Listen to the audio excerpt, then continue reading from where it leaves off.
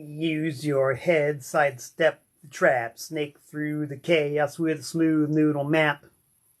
Yes, sound advice uttered by the immortal Devo from OHIO, designed to go out and educate the world at large. But it's a message that fell probably mostly on deaf ears in the fateful year of 1990. Why? Let's find out.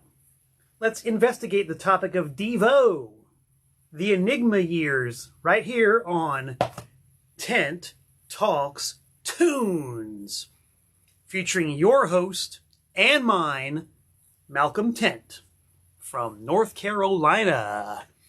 Welcome aboard. And my habitual dry hacking cough. It's one of my trademarks. Back in the good old days of cable access television, the program would go out no matter what, whether the host was a little bit coffee or not, whether or not the set was properly positioned or not, whether anybody was prepared or not. That's the spirit that we do Tent Talks Tunes with. And we're going to see some of that spirit exhibited right now as I reach over dangerously close to the camera. I knocked it clean off the desk last week trying to do this, to go onto my monitor, aka my desktop computer, to look on my social media, my Facebook, and make sure that the signal is indeed going out live. It's something I have to do every single week. Just because I think I'm going live doesn't mean I am going live. And there's always a lack and a lag and a gap between what I'm saying and when you're hearing it. So before I really pinch my nose and dive into the deep end, I'm going to make sure that I am going out and I am being seen and I am being heard. And besides, you guys just really love that super duper close-up of my face, my forehead, my teeth, all the things that contribute to my winning personality. Okay, I'm up, I'm on. I'm going to see if I can enable the comments. All right, Alan Versapellis first in line. Adam Zister second in line. My fellow devotees, yes, welcome aboard. We're going to try to skip to the chase as much as possible. But as you know, on Tent Talks Tunes, we have certain obligations to the format. One is that we always got to check the mailbox, and we always got to check the bulletin board. The mailbox, which specifically is P.O. Box 173 in Newton, North Carolina, 28658. That's where I receive my mail. That's where you, my frantic fans, my loyal listeners, my vivacious viewers, haha, see, I'm going live. Take two.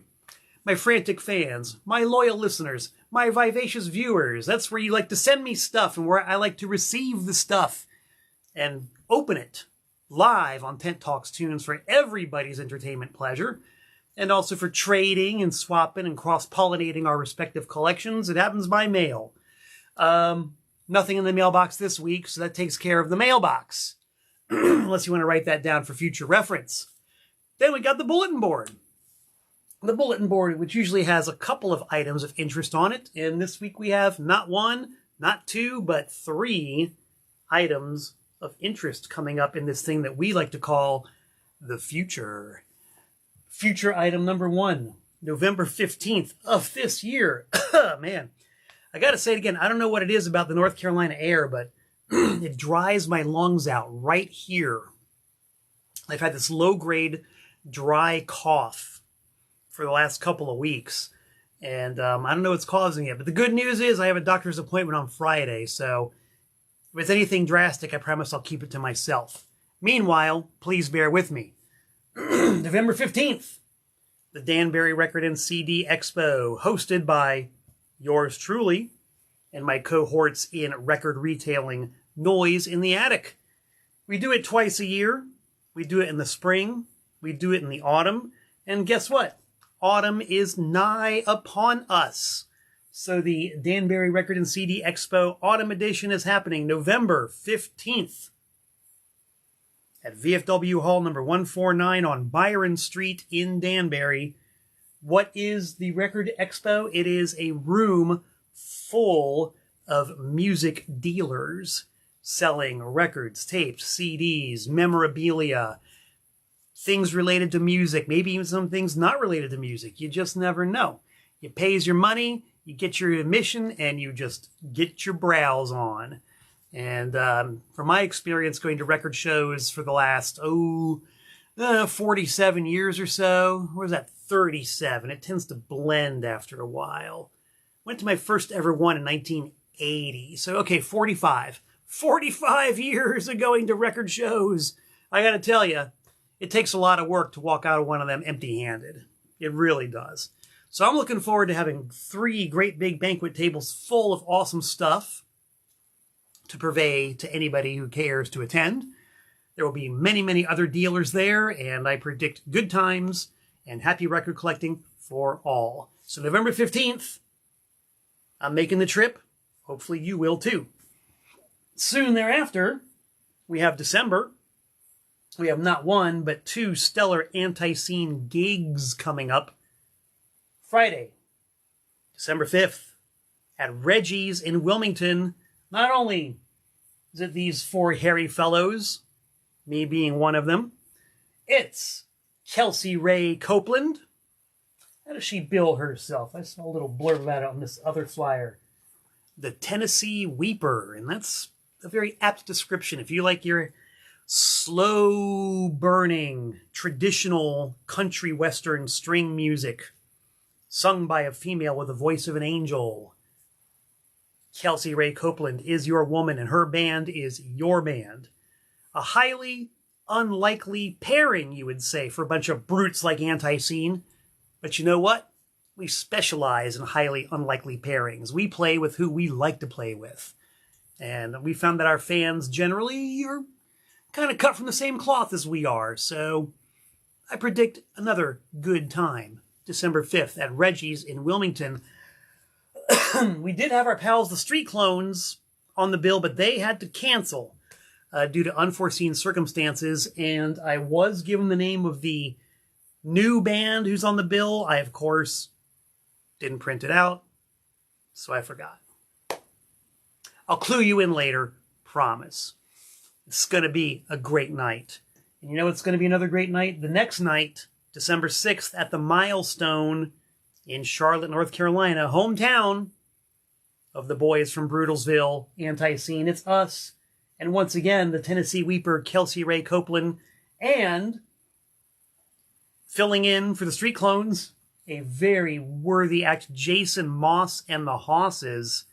If you like your country western, traditional, yet modern, electric, driving, kind of pissed off, maybe in the spirit of some of Hank III's more modern, driving, pissed off country music, you are going to love Jason Moss and the Hosses. I actually have Jason Moss and the Hosses CD in my car, even as we speak. It's great driving music. It's awesome country music. It's really well written, intelligent, funny lyrics. Jason has shared the stage with Anti-Scene a number of times, playing some very feisty harmonica with us. And he's a good dude, and I'm definitely looking forward to that on December 6th. So there you go, not 1, not 2, but 3 items with which you can use to gaze into your crystal ball, seeking information on the future. I just gave you some, but it's always fun to try to prognosticate and see what's coming up. So yes, 3 items in the future, soon to be the past, but hopefully we'll see you there in the present. That was kind of convoluted, but I made it. Cheers to me with delicious hickory tap water.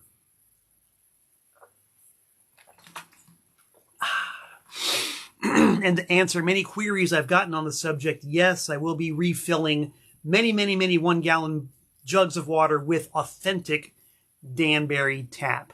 Because I sure do like that hickory tap, but, you know, spent 38 years living in the environs of Danbury, Connecticut, and there's something about that Hadding industry runoff that just makes the water table there extra heavy, extra sludgy, extra special, and extra delicious.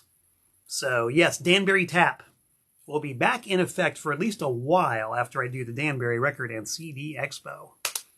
Enough said. All right, gang.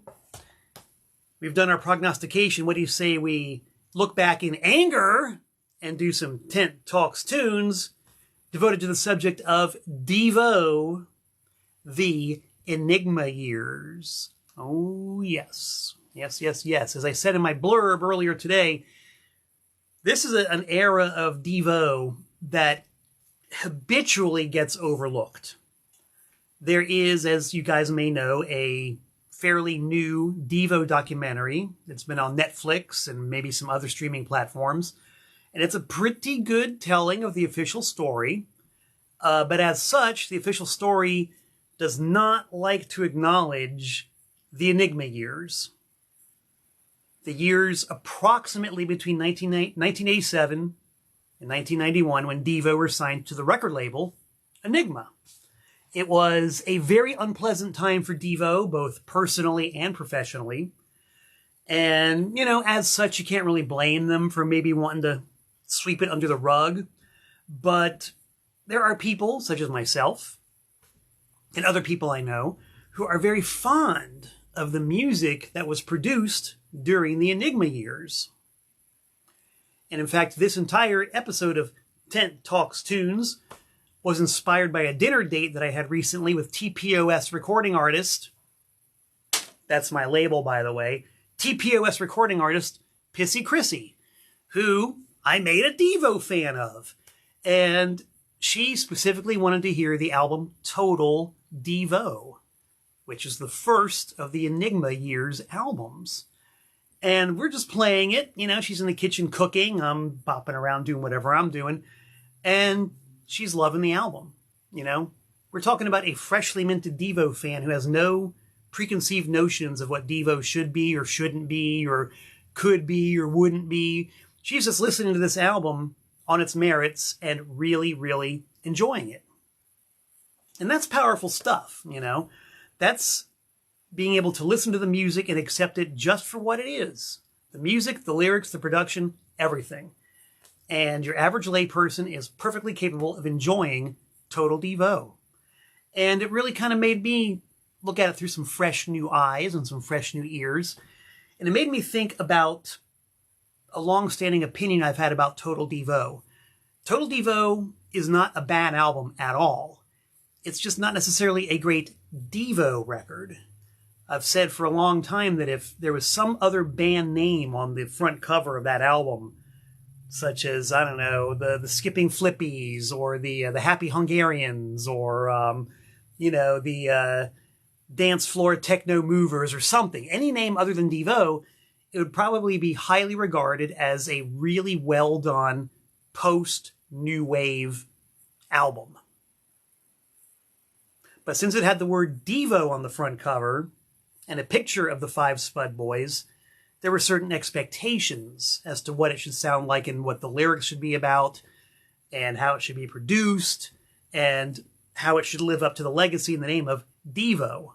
And Total Devo definitely does not fit into that mold. So that's kind of a roundabout way of saying I just lost my train of thought. But I guess in a nutshell, I would say that it's a contentious record, as is Smooth Noodle Maps, the other Enigma studio album, and to a lesser degree, now it can be told, the live album that came out during the Enigma years.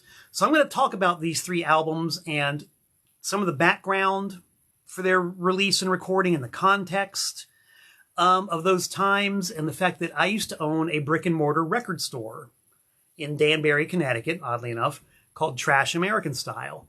And during the Enigma years, we'd already been in business for about 3-4 years. And prior to that, I had been working in record stores. So I had this kind of boots on the ground, behind the counter perspective on Enigma and the business and sort of how these records came about and why things might have turned out the way they did. I've been wanting to talk about this for a long time, so I want to thank Pissy Chrissy, and I think that's the point I was kind of getting lost from. Thank Pissy Chrissy for inspiring me to finally talk about this stuff and put it all in one place.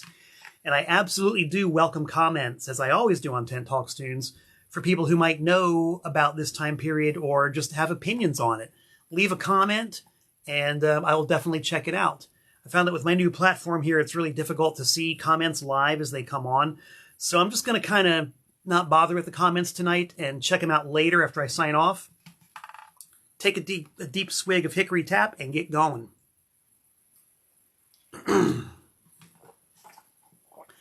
Ah, that does wet the spud very nicely. Okay, so first, we got to talk about Enigma Records a little bit. Enigma, I remember, started from a mail order company called Paradox Records. Paradox was one of the many, many companies in the mid-'80s that specialized in importing records. Because, you know, before the rise of globalism and internationalism, a lot of countries had their own unique versions of albums. Or there were albums released in certain countries that were not released in other countries.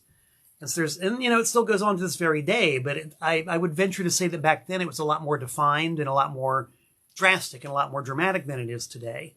If there's a British pressing of an album, it might very well have a completely different cover or a different track listing or a different mix or, you know, just something drastically different from the domestic version that you were used to hearing. So there was always interest in import records, and there were tons of companies who would bring in imports. And being the young record fanatic that I was, as opposed to the old record fanatic that I am now, I would send away for as many import mail order record catalogs as I could. There was a whole bunch of them. There was Square Deal, there was Record Runner, I forget a few, the Whirling Disc, and in the midst of all this, one popped up called Paradox. So I signed up for the Paradox mailing list and started getting Paradox mail order catalogs. The one thing that struck me immediately about the Paradox mail order catalog was that it was a lot fancier than the others. Your average import record catalog was kind of set up like a phone book, for those of you who remember phone books. It was printed on cheap newsprint and was dense packed with entries. You look at one page of your average mail order catalog and it would have like just line after line after line after line of available product, you know, usually listed alphabetically and sometimes with descriptions, but a lot of times you had to know what you were looking for, you know. So if you were looking for Devo records like I would, you would get the latest Square Deal catalog and flip through to the D section and look for, you know, Devo, Are We Not Men, UK Press, different cover, $10.99. That would be the entry. And you would just have to take their word for it that it had a different cover or whatever the difference was and plunk down your $10.99 and mail it off to them. And 6 to 8 weeks later, get the record in the mail. So I did a lot of that. But the one thing that distinguished the Paradox catalog from the others was that it was very fancy. It was very slick. It was printed on higher quality paper. It was printed with higher quality ink. It had a very tasteful, decorative, artistic layout to it. It had professionally commissioned graphics. It had high quality photos of the records in question. It also had very little in it. If you got yourself a, let's say, 32-page catalog from Paradox Records, what you would see listed in there was 30 records. Each record got a full-page write-up in their catalog. And like I said, it looked fantastic. It was easily the best-looking catalog in the import business racket, but there wasn't anything in it. If you didn't, you could flip through it in about 30 seconds. If you didn't like any of those 30 records, well, that's it. You're done with Paradox. Now on to Record Runner and the 8,000 imports they've got listed in their catalog. So Paradox was trying to be a player in the game, but they were doing it with, from what I could tell, lots of sizzle, but not a whole lot of steak. And who knows, maybe that set the stage for when they started their own in-house record company, which was, you guessed it, Enigma Records. You've got this highfalutin import company with the fancy schmancy catalog without a whole ton of stuff in it, and they decided to go into the label business. Quite possibly, maybe probably following in the footsteps of Gem, J-E-M, Gem, which was another very high-powered record importer based in New Jersey who got into the record business domestically themselves. They had a label called PVC. And PVC released a lot of really good stuff in the early 80s. I mean, they were the only place you could get domestic pressings of like Susie and the Banshees, The Cure, I think XTC, not XTC, but you know what I'm saying? Like some of the real heavy-hitting new wave bands that didn't have American releases got licensing deals with Gem and their label PVC. So it's quite possible that Paradox was trying to follow in their footsteps with their own label called Enigma. And Enigma, both as a consumer and as a record store guy, it always seemed like Enigma was a pretty high-class label, and they had a lot of great stuff. I mean, the first Enigma records released that I'm aware of that caught my eye was this one right here, Smell of Female by the Cramps. And this was a really exciting record because the Cramps had been in legal limbo for a few years. They weren't allowed to record. They were in lawsuits, and it was a great big mess, as happens just about every day of the week in the record business. And when they finally untangled themselves from the mess, they released this record on Enigma. So, from my perspective, they've got it, this label Enigma is pretty cool. And they ended up releasing lots and lots of stuff. They had, who did they have? They had TSOL, they had Stryper, they had about 1 million bands that no one's ever heard of before. They did a David Cassidy album. I think the Dead Milkmen were affiliated with Enigma or an Enigma offshoot for a while. They were cranking out the product. That's one thing that I do remember very clearly. Enigma had gone from being merely a boutique label of this import record company to what seemed like a very prolific, powerful, high-profile independent record company. And I'm sure if you were to go on Discogs or a place like that, probably Discogs only, if you look up Enigma Records, you'll see lots and lots and lots of releases. And a lot of them are really cool, like really good releases by top shelf bands. So Enigma was really making a splash. And they were all over the place. You could go pretty much to any record store you wanted to and find Enigma product. I remember that when they first started out and they were completely independent, I was always able to get Enigma stuff. I could order it from any one of my independent distributors at a reasonable price and, be able to sell it at my store. So Enigma, as far as independent record labels go, was definitely a force. They were out there. They were highly visible. They had a ton of releases. Sonic Youth Daydream Nation, that was an Enigma release. Lots of great stuff like that. So that was Enigma.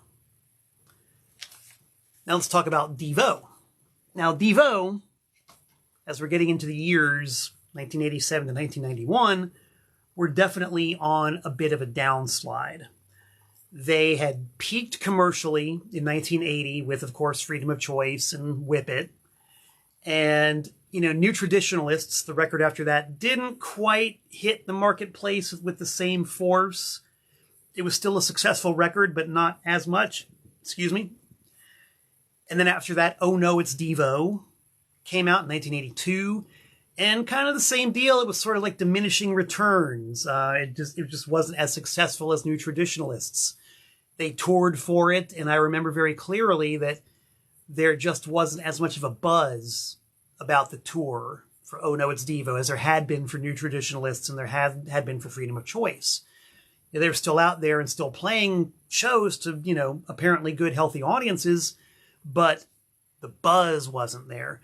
And whether it was record company shenanigans or what, I don't know, but their presence in the marketplace had definitely diminished. Their albums were easy to find, but the singles were definitely not as easy to find as they had been in the past. And the same thing was true for New Traditionalists. So there's a lot of trouble brewing, business-wise and visibility-wise for Devo. And apparently the record company was kind of fed up with them, and it was just like a real perfect storm of a label being prepared to jettison the artist. And that became even more so when the follow-up album to Oh No, It's Devo came out, which was Shout. And Shout pretty much was just kind of like tossed out there on the marketplace. It disappeared, and that was it. It literally came and went. There was no tour for it. I don't remember any advertising for it. And that was basically it. Devo and Warner Brothers were done. And of course, there's a lot more to the story, which you can find if you want to do a little research. But just for the sake of our narrative, that's basically it. So what I remember very clearly at the time, excuse me while I wet my whistle again here, because the entire Shout debacle was 1984, if I recall correctly. Around 1985, the word on the street was that Devo were no longer with Warner Brothers, but they had just signed a contract with Capitol Records.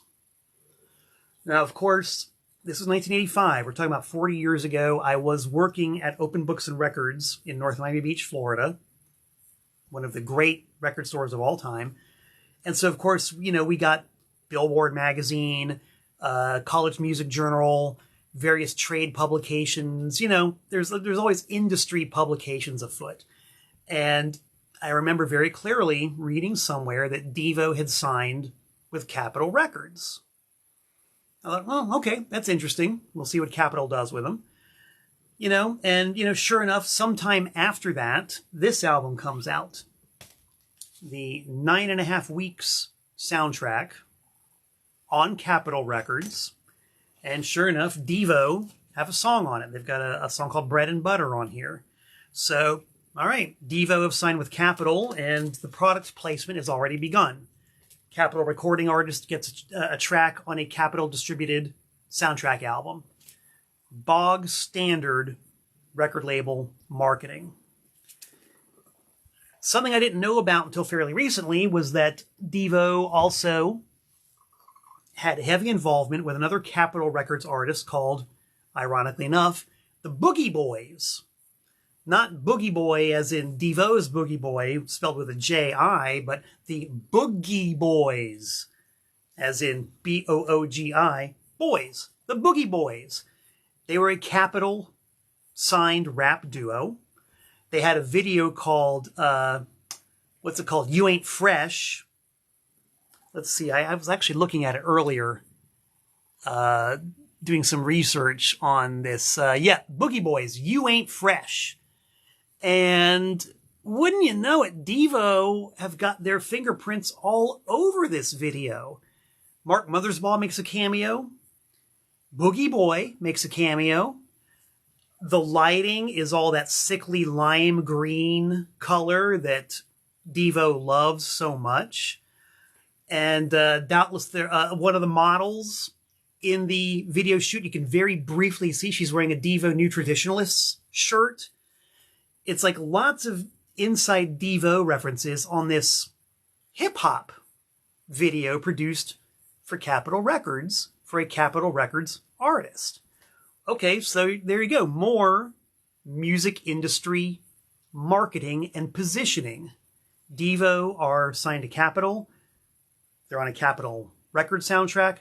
They're now getting involved with Capitol artists, and especially in the video form, which is where Devo always wanted to be involved.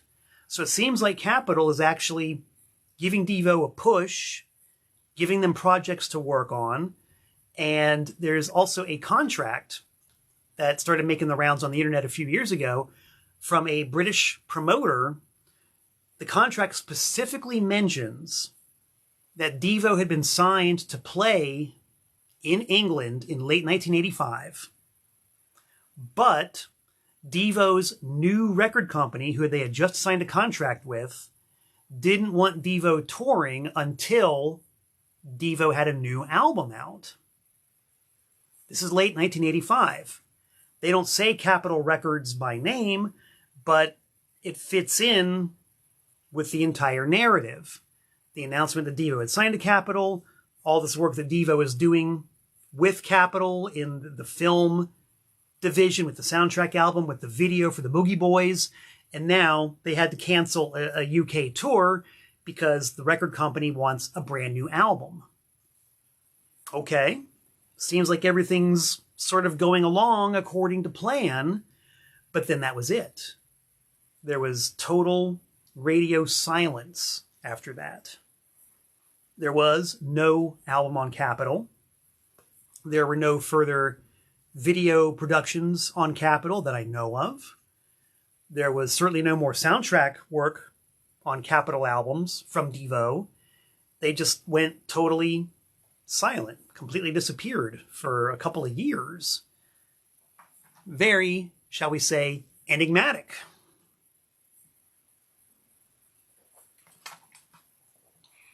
So you fast forward about 2-ish years, and pretty much out of nowhere came the announcement that there was a brand new Devo record. Now, my memory is a little bit foggy because I wasn't really, paying attention to every single little happenstance at the time. But this is 1988. I owned my own record store by then. And I remember this album, Total Devo, being released with little to no fanfare. If I really flog my memory, I want to say that the first time I heard of it was when I saw it mentioned in a catalog, a wholesale catalog that I would use to order inventory for my store. I seem to recall leafing through this catalog and, what? A new Devo record? What? On Enigma Records? Oh, okay, I'll order 5. So I did, and that was the first I heard of a brand new Devo record on this label, Enigma, who I was already familiar with, both from their rather high profile in the independent label scene and for their previous mail order catalog, Enigma. Now here's where the story gets mildly interesting. By this time in 1988, Enigma had an exclusive pressing and distribution deal with... Are you ready for it? Are you holding your breath? Are you anticipating the punchline? Enigma had an exclusive pressing and distribution deal with Capitol Records. Well, that would certainly seem to tie up some of the loose ends with the Capitol deal from a few years previous that kind of petered out and went nowhere for reasons which are still unknown. Like, I don't know what the machinations were behind the Capitol deal and its apparent morphing into Devo ending up on their subsidiary label, Enigma Records. And that's a story that there's something interesting behind that story. That there's some of the usual devolved corporate shenanigans and band politics and band label interactions. And it's something that Devo has never, ever talked about. I've never once heard anybody from Devo specifically mention the Capitol Records contract and how it most likely morphed into the deal with Enigma. The official Devo narrative has it that they walked into the Enigma offices one day and signed with a company that they immediately could tell was the Titanic. That's the official Devo spin. What I'm going to offer is my own perspective from the retail standpoint as a record store owner and as a guy who worked at a record store prior to that and as a guy who bought lots of records before that. And I probably sound redundant, but Enigma was everywhere. They really were. It was easy to get their stuff. They had tons of releases. From what I could tell, and maybe this was an exception to the rule, but they really seemed to get lots of promotion out. And as I think about it, their promotion mainly seemed to be the distribution of promotional records to record stores and radio stations. In fact, the Enigma promo record was almost a cliche in the biz because there were just so dang many of them out there. I mean, we had a very strong and powerful college radio station in Danbury called WXCI. And anytime an XCI DJ needed some Milwaukee's best beer money, they'd come in with a stack of promo records, and it was always loaded with Enigma product. In fact, I have an example of an Enigma promo right here. I was going to use for my show and tell, if I can sort out my show and tell. I used it on the Facebook thumbnail right here. This is a very typical Enigma Records promo. You know, the red sleeve, the great big logo, the Enigma label, which you can tell if you know your 80s record labels and their graphic designs, that is a complete Capitol Records graphic design. It's a Capitol Records font. It's a Capitol Records layout. I mean, these guys were owned. I don't know if they were owned, but they were certainly deeply in bed with Capitol Records. So the point being, Enigma promos were everywhere. And I don't specifically remember seeing lots of advertising for Enigma artists, because by then I had pretty much stopped reading the trades, because I really wasn't interested in that anymore. I was very imminently transitioning to a no major label policy, which I've stuck with to this very day. So I really couldn't comment about how much Enigma advertised their stuff. I mean, just because I never saw an ad for Total Devo doesn't mean that there weren't ads. I just might not have been paying attention. And this is where other people can offer me a perspective. As far as I could tell, this record just dropped in out of nowhere. I ordered it, and it was from this label, which already had some cachet, was known for being somewhat cool, and out there. You know, out there as in the public and getting the product out and being, from what I could tell, a proactive label. The big problem with Total Devo circles back to what I was saying earlier about it and the way Pissy Chrissy reacted to it, just hearing it as a record by a band. Sure, it's a fine post-new wave, pre-industrial, late 80s album released into a sort of a vacuum of a marketplace. There really wasn't new wave anymore. Industrial hadn't really started to become a thing anymore. Devo had this record, but they didn't have a niche in the marketplace anymore. And not only that, it's a record that just does not sound like a Devo record. There are heartbreak songs on this record. There's in my opinion, extremely corny Elvis Presley cover on this record. It does not look or sound or read like a Devo record. And that's a pretty big problem, you know, because when you put the name Devo on a record, I'll say it again, that carries with it a certain weight. It carries expectations. It carries demands. And as much as I have grown to like this record over the years, it really doesn't fit any of the criteria for a Devo record, at least not to the casual consumer. And as we all know, it's a double-edged sword. The artist has the right to do anything they want. The artist can put out any kind of album they want, make any kind of music they want. That is their God-given inalienable right. But it is the audience's right to either accept it or reject it. And it is the audience's right to critique it, as we are doing now, 37 years later with Total Devo. The thing is, it just didn't look or sound like a Devo record, and it kind of went in the marketplace. And of course, Devo blamed that entirely on the record company, but to say what I was saying earlier, they might not have been taking into consideration the fact that their carefully crafted spot in the marketplace just didn't exist anymore.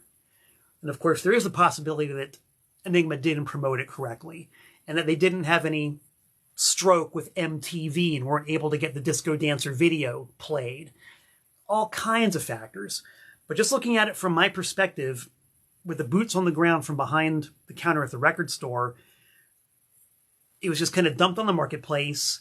There was no buzz about it. I remember ordering those 5 copies of Total Devo, kept one for myself, and the other 4 just sat there. Nobody bought the damn thing. I don't think I ever got to the point where I had to mark it down, but it took a long time to sell 4 copies of Total Devo on LP, and as I recall, 2 copies of it on cassette, which is what I ordered at the time. And CDs hadn't really hit the marketplace at the time. They were out there, but they were still very much a boutique item, and I'm 99% sure that I never even ordered it on CD. It took a long time to sell 4 copies of Total Devo. They, of course, toured for it. You know, they did their bandly duty in going out there and touring for it, but it's kind of the same deal. There just wasn't a buzz for it. Whatever that mystical, incalculable, impossible to define, non-quantifiable thing called a buzz is, there just wasn't a buzz for it. They played at the Ritz in New York City. And I, of course, was, beside myself with excitement. I went out immediately and got a ticket. My pal Red Hot Ruby got a ticket for it.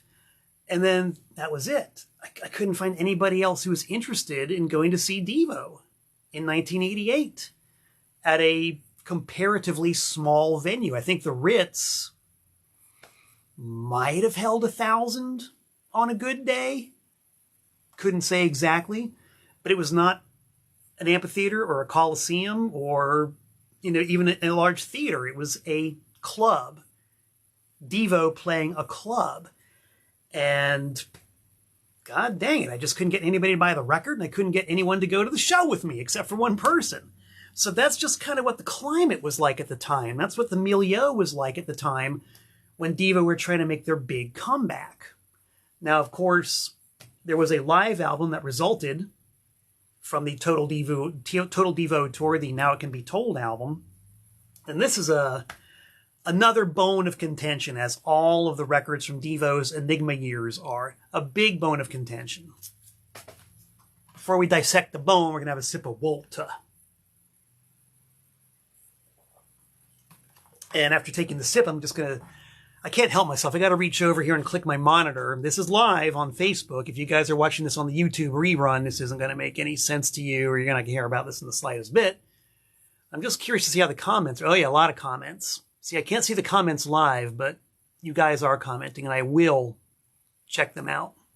So anyway, live album results from the Total Devo tour, which Jerry has always described as being a disaster. But I'm here to tell you that in spite of there not being a buzz about the Total Devo tour, the Ritz had a pretty good house that night. Don't know if it sold out or not, but there were a lot of people there, and they were darned excited to see Devo on the stage. I was excited. Red Hot Ruby was excited. The crowd was going nuts. It was a great show. It was a really, really good show. It was, it was Devo. What can I tell you? Devo in 1988 certainly were not slouches. And so they were certainly good enough to release a live album from it. And the problem that I experienced with Total Devo, as far as there being buzz and anticipation, was definitely ramped up even more by the time this album came out, I guess a year later. I really specifically remember no advance warning about this one. I remember there being no interest in it. I remember ordering not even 5 copies, maybe 2, maybe 3, because I learned my lesson with Total Devo. I was probably still sitting on those copies that I had ordered the year before. If I remember correctly, if I really sit back and think about it, I ordered 2. One for me, one for the store. Pretty sure that's how it went down. And the one copy did eventually sell. And I also brought it in on CD. And the CD sold. And I remember thinking that this album was a real missed opportunity, because it's a double album. 2, count them, 2 vinyl slabs. But the way it was packaged was really anemic. It just comes in a single, one-piece album cover. No insert, not much in the way of art. And it's a really, I'm going to tell you guys, right, it's a really ugly album cover. First time I saw it, I was like, oh my God, what is this? What are they thinking? What are they doing? What is the point of this? This is stupid. This looks terrible. Everything from the font to what is this? It wasn't until many years later, that I learned that this cover is one of Devo's many inside jokes. Imagine my surprise when I learned of the existence of the book, The Beginning Was the End, by Oscar Kiss Mayarth. Yes, a book of quack evolutionary scientific theory that Devo were big fans of. And of course, you know, one of their key phrases is, the beginning was the end. Well, that's where the phrase came from. And that's where this hideously ugly album cover came from. Okay, now we understand. Now it makes sense. But Devo, of course, as they did so often in so many ways, just kind of unleashed this on the public with no explanation and no context. So nobody got the joke. They just saw this ugly-ass album cover with minimal graphics. I mean, it's just not an exciting release. I'm sorry. And as far as the music goes, you know, I'm here to testify that Devo are a powerful live act. And they were a powerful live act in 1988. The beef I always had with this record is the way that it's produced and the way that their stage sound was. Everything on that album is highly processed, very digital, especially the drums. Now I am going to testify to one and all. Dreams do come true for your average spud.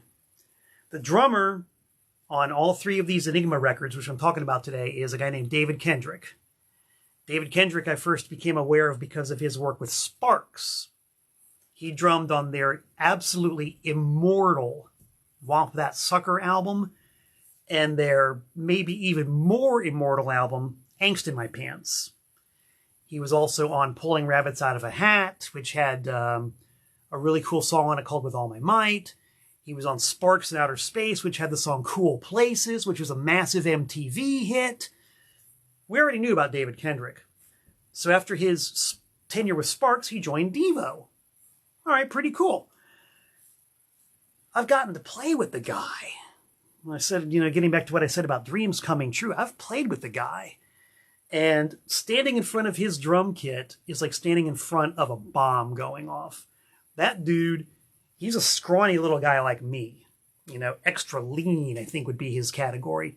But that dude knows how to hit a drum kit. Somebody recently described his playing style as beating those drums as if they owed him money. Apt description. So, yeah, David Kendrick, thunderous drummer. Hell of a drummer. And you don't get that on the live album. The drum sound is so processed and so thinned out that it doesn't even sound like real drums to my ear. It sounds very artificial and really lacking in presence, as do almost all the other instruments. So they took this real powerhouse live band and made them sound very thin and weak. And there are adherents. I know people who love that record. I mean, one of the guys I'm playing with, Jeff Hardy, in David Kendrick's Quintophrenia, which is the name of the band we have, he swears by that album. My brother swears by that album. Dude, more power to you. I'm not here to tell you that you're wrong. I'm not going to argue with you. I'm just giving you my perspective of it. That's why I don't like the record. That's my beef with it. There are bootlegs out there, and you can go onto YouTube right now and type in Devo Live 1988, and you'll be able to look up any number of bootlegged performances that have a lot more oomph to them, which I think more accurately reflect the sound of the man live. Which I'm going to say right now, I think in my opinion was still too processed, still too digital sounding. It continued the trend that they started as early as 1981 towards getting rid of the distortion and the nastiness and the grit, but still more muscular than what you hear on Now It Can Be Told. So that's my perspective of it. And from a retail perspective, it was a live album released to commemorate a tour that definitely drew people, but didn't have a buzz about it. whether manufactured or organic. There was no buzz about the Total Devo tour. So the live album didn't have a buzz about it. Nobody really cared about it. And it came and went. Just like Shout, and unfortunately, just like Total Devo. So by now, the Enigma years are getting really enigmatic.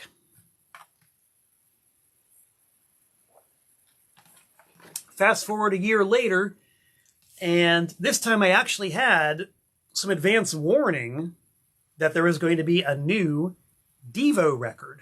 Yes, believe it or not, the guy who owns the record store actually heard before the fact that there was going to be a new Devo record.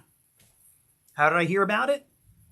Some guy gave me a bootleg cassette of a pre-release mix of the album, because I was a fanatical bootleg tape trader back in the day. And if bootleg tape trading were still a thing, I would still be a fanatical bootleg tape trader. But remember what I said a second ago about going onto YouTube and finding any number of live 1988 performances you want by Devo? Well, there you go. That's what happened to the phenomenon of live bootleg tape trading. All the bootlegs are on YouTube now.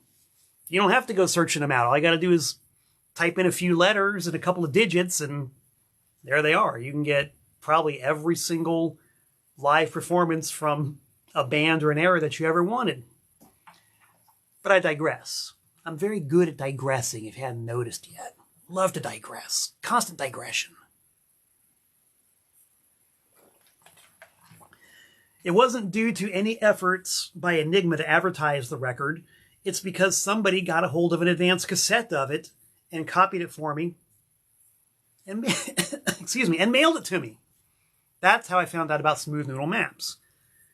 And the follow-up came, I don't know, a few weeks later, maybe a couple months later, when, sure enough, in the catalog, the wholesale catalog that I was ordering from, which in this case was a company called Dutch East India, well, there it is, amongst all the other many, many, many new releases that week with no special advertising or special hype or anything. Oh, Devo, new album, Smooth Noodle Maps, Enigma Records.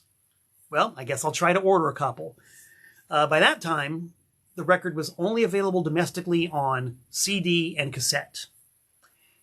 Between 1988 and 1990, Enigma made the decision not to do domestic vinyl. So they did only cassette, only CD. There was a European pressing of it, but they were very hard to find and very expensive. So you got to remember that I'm still just the guy behind the counter at the record store.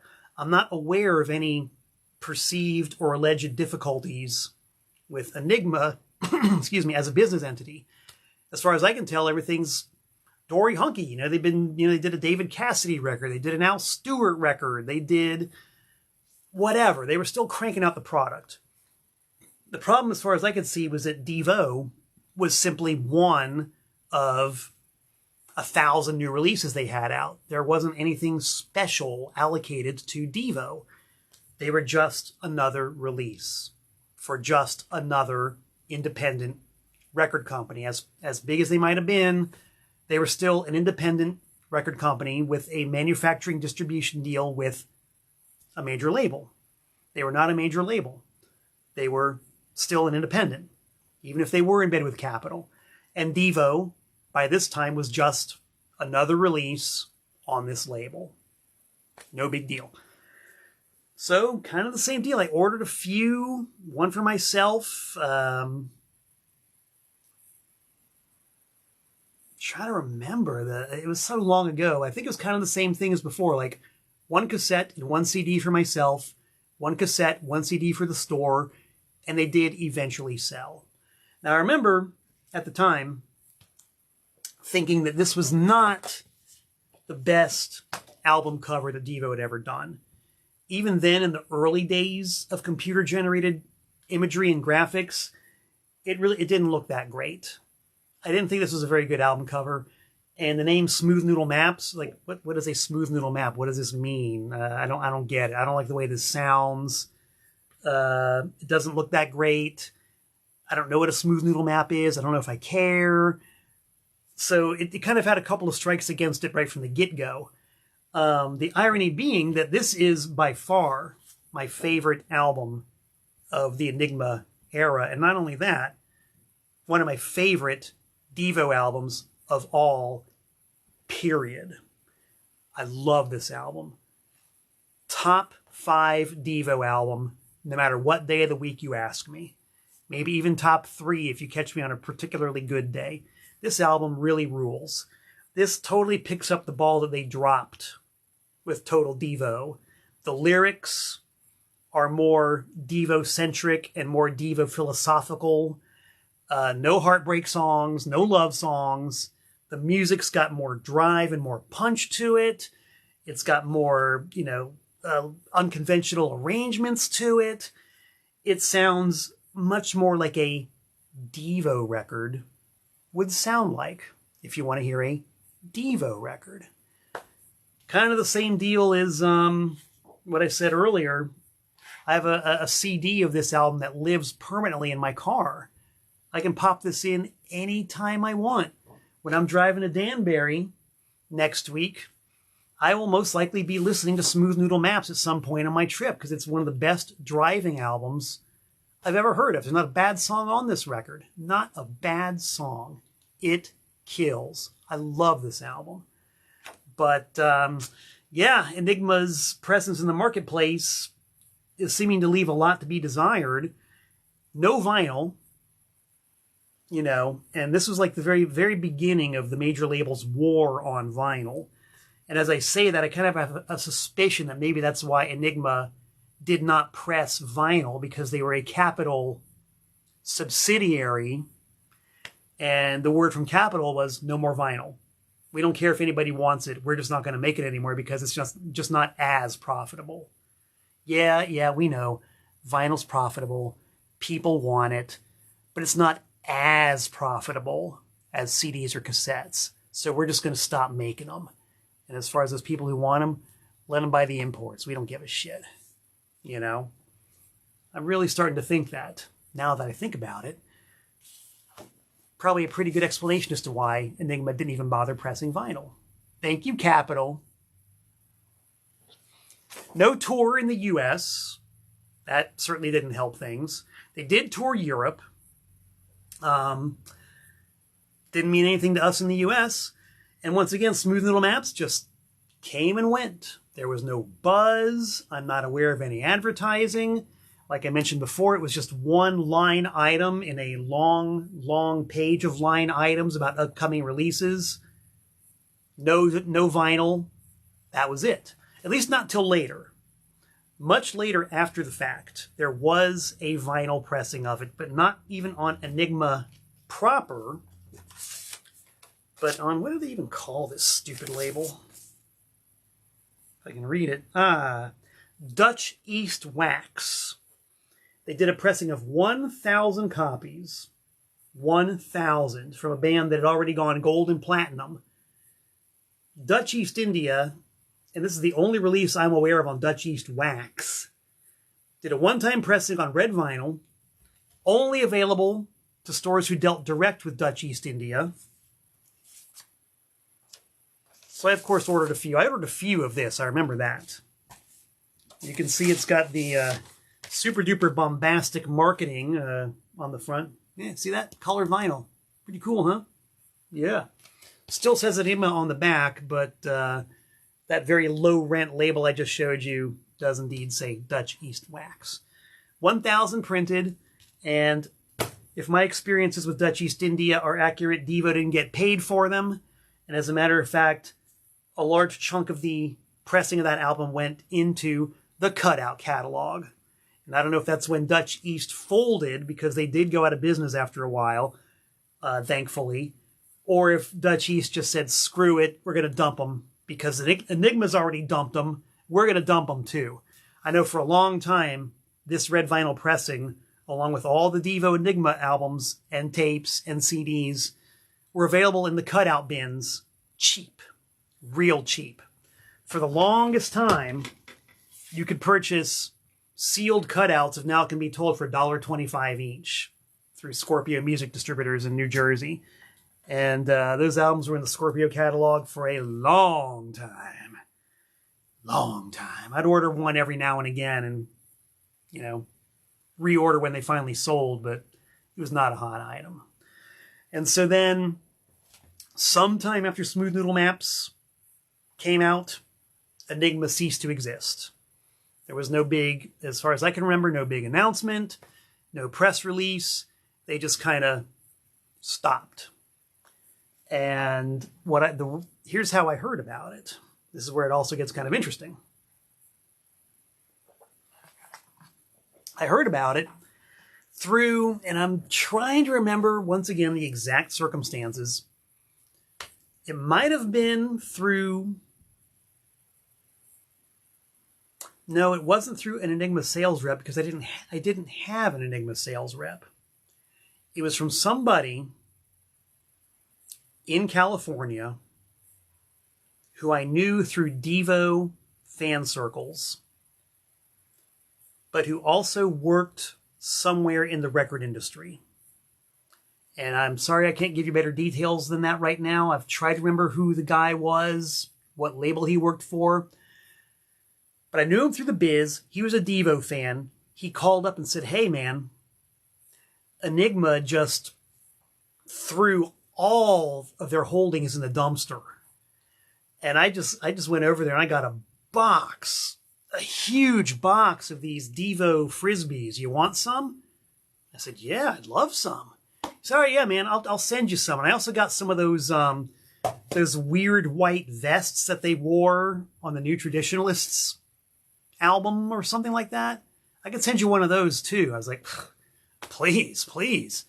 So sure enough, 4 to 6 weeks later, I get a great big box of these Devo Smooth Noodle Maps promotional Frisbees. I mean, I guess you can see what the tie-in is, right? I forget how many, but a big box of them. Big old box of them. I kept a couple for myself, traded a few away to people, might have sold a couple, I don't know. But Enigma just threw all these things away. And yes, he did send me one of the Devo New Traditionalists white action vests. It's hard to describe what they are. If you look up Devo action vest, you can get a visual on it. But they threw away about 1 million of those. And in fact, I heard later about a Devo Uber fan who also went over to the Enigma dumpster and fished out so many of these Devo New Traditionalists action vests that he was using them as bath mats because he didn't know what else to do with them, and I guess nobody else wanted them. I can't even imagine. You know what those things go for nowadays? He was using them for bath mats. Ugh. So, yeah. The story that you might have heard about Enigma just throwing everything in the dumpster was true. I can testify to that because I got some of the dumpster dive stuff right here. And as I look at this other bizarre enigmatic promo item I got, I have to remember that yes, I did have a sales rep at Enigma because my Enigma sales rep sent me this Devo Change is Gonna Come change purse. I got 2 of them for my Enigma sales rep. Okay, now I'm remembering. So maybe, just maybe it was my Enigma sales rep who said, hey, we're throwing this stuff away. I'll send you some if you want some before it goes into the dumpster. Distinct possibility. But yes, a very strange and devolved marketing scheme by Enigma. The Devo Change is Gonna Come change purse. That's how they promoted the Smooth Noodle Maps record. And that's kind of the story as I remember it from my perspective as a fanboy and a record retailer and just general guy who likes to connect the dots and fill in the blanks. Paradox, the highfalutin, super fancy record importer, starts a label called Enigma. Enigma eventually gets into bed with Capitol. Somehow that ties in with Devo's aborted Capitol recording contract, and the rest is basically hysteria. As usual, I welcome comments and clarification. I really do. Especially from anybody who might have worked at Enigma or worked at Capitol or can shed some light on these corporate contractual machinations. I'm dying to know. I'm just going to wrap up real quick here by showing off some of the other peripheries involved with the Enigma years. I showed you the U.S. pressing of Smooth Noodle Maps. This is the European pressing. Unlike the American pressing, it's on black vinyl and has a regulation Enigma label on it. These things are pretty hard to find. I don't even remember where I got my copy. I think I might have ordered one from an importer, which is kind of ironic. I started reading the Paradox mail order catalog looking for imports and ended up having to order an Enigma title through an importer. And the UK pressing does indeed have a lyric sleeve, a lyric sheet, unlike the US pressing, which is strictly no frills. These never made it to the cutout bins. There were so few of them made.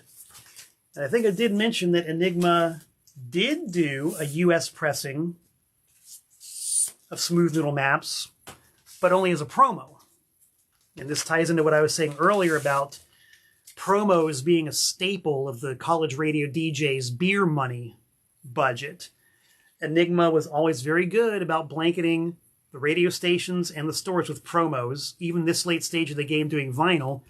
This is the promo-only U.S. pressing of Smooth Noodle Maps with, you'll notice, the Enigma label. Tough to find. Here's a rather odd pressing variant on Total Devo, because, of course, the regulation Total Devo pressing, as we can see here, has an earlier version of the Enigma label. But this rather devolved specimen came about through the good graces of, I believe, the Columbia House Record Club, the mail-order record service. And this has happened a couple of times in the, yes, Columbia House, this one.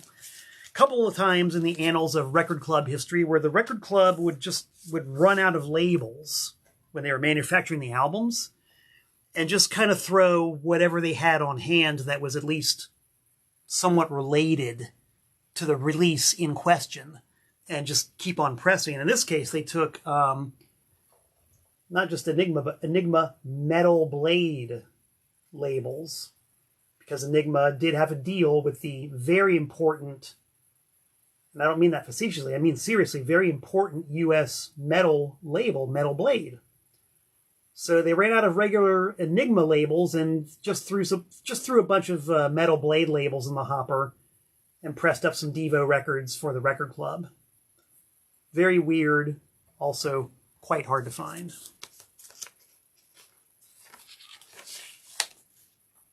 I'm a total fanboy. I'm an autograph hound. This is a very treasured item of mine, a complete set of autographs, canonical autographs. Mark, Jerry, David, Bob 1, Bob 2, and General Boy.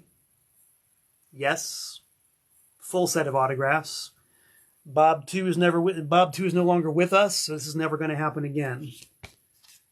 Prized possession. We also have the same with a copy of, you guessed it, Smooth Noodle Maps. Complete set of all 5 members autographed on this cover. And this is an empty cover because this is another one of those enigmatic Dutch East India marketing schemes. In order to market their pressing of the record, they just sent out a whole bunch of empty sleeves to the record stores to use as display. How cheesy can you get? That's how cheesy you can get.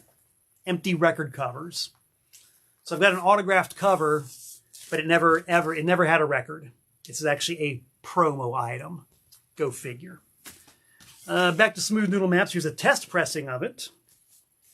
is a test pressing of the Dutch East India version with the classic rainbow manufacturing label on it. Not sure how many of these there are, but you can be sure there ain't many. I don't even remember where I got these things. When you're in the biz and your business is buying, selling, and trading records, you do come across some cool stuff every now and again.